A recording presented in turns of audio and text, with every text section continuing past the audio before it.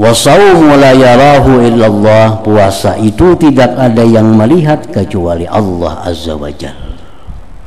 Fa innahu amalun bil batin, puasa itu amal pada batin, bisabril mujarrad, dengan kesabaran semata-mata.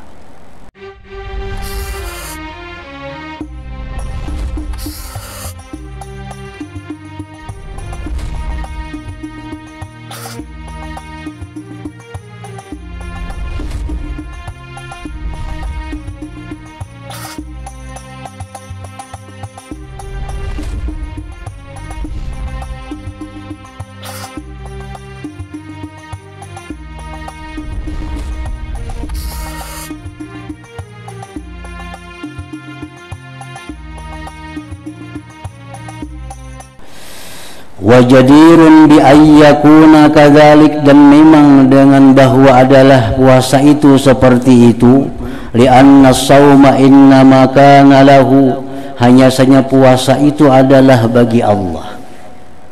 Puasa itu bagi Allah, kada kawa diriyaakan.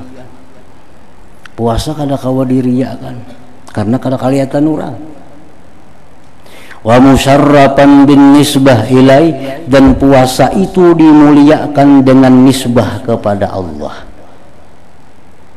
Wa in kanatil ibadatu kulluha lahu, sekalipun ibadat seluruhnya adalah bagi Allah. Limaknayaini, karena dua makna. Anna sauma, bahwa ahaduhuma, salah satunya, anna sauma, bahwa puasa itu kafun wa tarkun wa huwa fi nafsihi sirrun laisa fihi amalun yusyahad. Puasa itu menahan, meninggalkan, dan dia pada dirinya itu rahasia, tidak ada pada puasa itu amalan yang bisa dilihat, dipandang. Wa jami'ut ta'at bimashhadin minal khalqi wa mar'a, dan sekalian taat itu disaksikan makhluk dan dipandang. Wa shaumu la yarahu illallah, puasa itu tidak ada yang melihat kecuali Allah azza wajalla.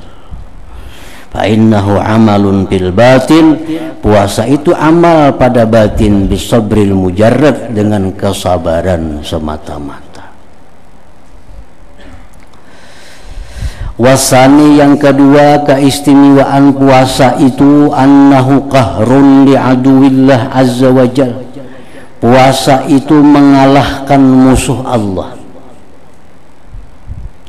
Fa inna wasilah syaitan, karena perantaraan syaitan di dalam menggoda kita itu asyahawatu, keinginan-keinginan.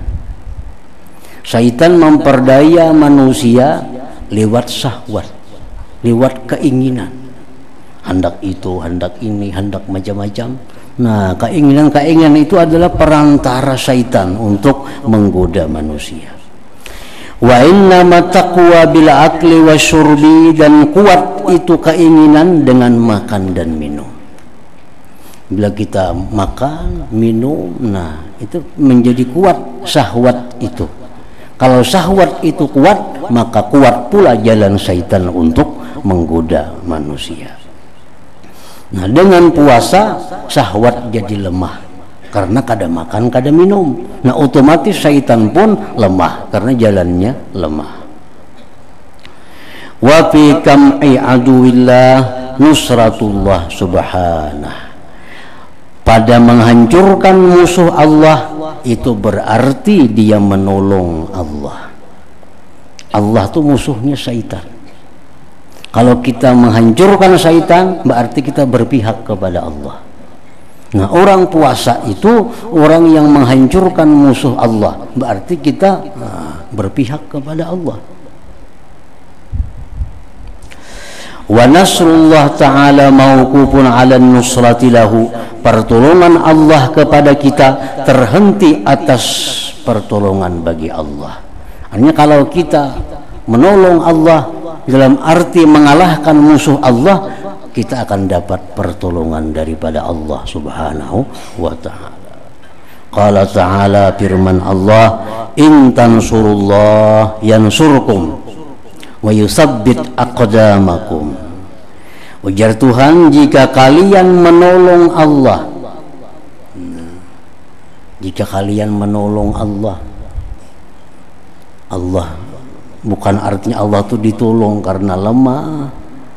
Arti kita menolong Allah itu kita menghancurkan syaitan, karena syaitan itu musuh Allah. Kita mengalahkan nafsu kita, nafsu itu musuhnya Allah. Segala bentuk yang mengarah kepada maksiat itu adalah musuhnya Allah. Nah, bila kita menghancurkan itu berarti kita menolong kepada Allah. Yansurkum, Allah pun akan menolong kalian. Dan Allah akan menetapkan aqdamakum, kaki-kaki kalian, sehingga kada tergelincir kepada kesalahan, tergelincir kepada jalan yang salah. Famin hadzal wajhi, maka dari ini jalan, saras saumu, jadilah puasa itu babal ibadah, pintu ibadah, wasara junnah, jadilah puasa itu perisai. Namun sampai berdusta puasa, apalagi kada puasa. Ini bulan puasa aja rahatan puasa berdusta, apalagi kada puasa. Rahat puasa mau melakukan maksiat, apalagi rahat kada puasa. Padahal puasa itu sudah perisai. Puasa itu sebagai hisnan, benteng daripada kemaksiatan. Wa iza azumat fadilatuhu ila hadzal haddi, apabila besar keutamaan puasa itu sampai kepada ini batas tadi. Nah, daripada besarnya fadilat puasa, kelebihan puasa itu besar, artinya pahalanya kada kawa dihingga, balasan Allah kepada orang puasa kada kawa dibayangkan kayak apa genalnya. Fala budda min bayani syurutihi zahirah wal batinah, maka tidak boleh tidak menerangkan syarat-syarat puasa yang zahir dan yang batin. Nah, puasa itu kayak apa supaya jadi puasa bujur? Nah, puasa yang bujur itu puasa yang memenuhi syarat, baik syarat yang zahir maupun syarat yang batin. Bila kada terpenuhi syarat-syaratnya itu, maka itu ngarannya aja puasa, tapi hakikatnya kada puasa. Ini puasa tapi kada memenuhi syaratnya, nah itu sambatannya aja puasa, di sisi Allahnya kada puasa. Nah, oleh karena itu kita perlu tahu, perlu jelas tentang syarat-syarat puasa itu apa-apa yang zahir. Yang zahir ini supaya puasa kita itu menjadi sah, supaya puasa ini sah, supaya puasa itu bangaran puasa.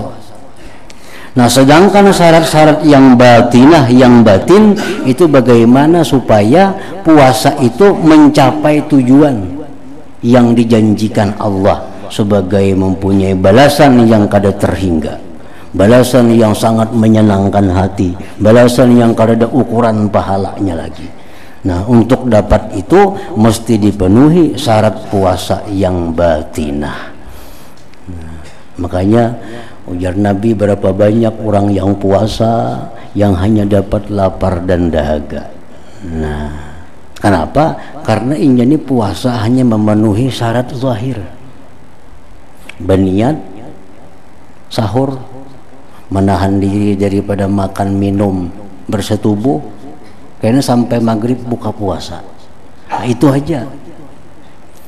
Nah, syarat zahirnya terpenuhi puasa, tapi tidak ada balasan kecuali lapar dan dahaga. Kenapa? Karena kada memenuhi syarat puasa yang batinah.